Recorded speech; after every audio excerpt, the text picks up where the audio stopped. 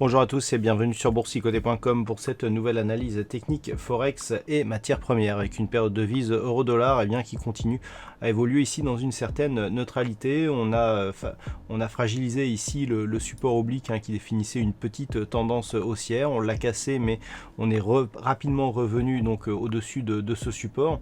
Le problème, c'est qu'à la suite, on est venu ici échouer sur une résistance qui avait déjà fait ses preuves, la résistance des 1.19, qui n'a donc pas permis d'inscrire un nouveau plus haut significatif.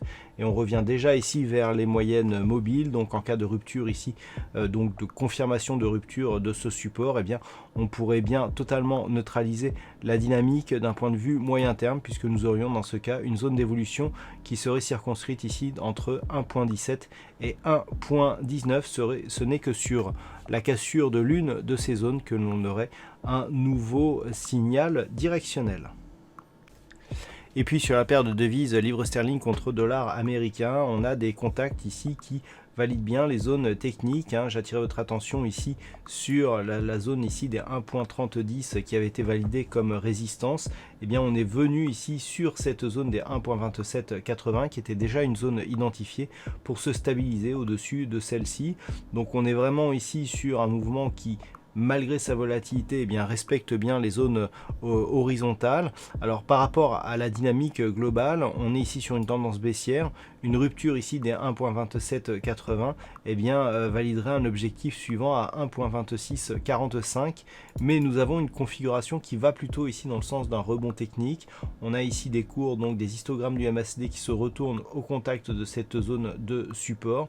On a une divergence même qui apparaît ici sur cet indicateur. Ce n'est pas encore le cas pour le RSI, mais déjà les histogrammes du MACD, on peut le constater, c'est-à-dire on a une succession de points bas sur les cours, alors que sur les histogrammes, le point bas ici que nous avons connu est nettement supérieur.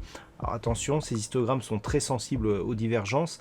Alors en cas de rebond technique, tant que l'on reste ici sous cette moyenne mobile 20 exponentielle, on est toujours potentiellement dans une dynamique baissière. Nous avons ici une zone intermédiaire qui est apparue sur ces niveaux proches des 1.2920, niveaux vers lesquels devrait converger justement la moyenne mobile 20 exponentielle.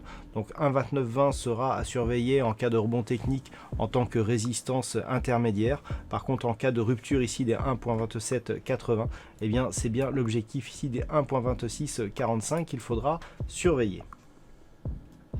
Et puis sur l'or, ça reste totalement neutre, des cours qui évoluent toujours ici entre 1910 et 1980 dollars l'once. Donc pas de changement, cela fait maintenant quelques semaines que ça dure, depuis environ le milieu du mois d'août. Donc on est resté ici, malgré quelques oscillations sur les zones un petit peu extrêmes de ce range, on est resté totalement à l'intérieur de celui-ci, matérialisant donc la neutralité de la dynamique court terme. Il faudrait donc attendre ici une rupture soit des 1980, soit des 1910, mais confirmée ici par une rupture des 1885 pour avoir un signal plus directionnel sur le métal jaune.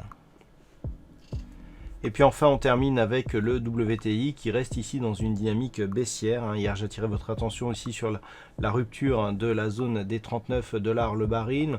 On avait observé ici un très petit contact ici avec la moyenne mobile 20 exponentielle et on avait déjà vu que cette moyenne mobile agissait comme une résistance. C'est toujours le cas aujourd'hui puisque nous avons eu ici une continuité dans le mouvement et même la bougie actuelle valide ici cette moyenne mobile comme zone de résistance. Donc on est toujours ici sur une dynamique baissière. Alors d'un point de vue moyen terme, ça ressemble plus ici à une phase de consolidation.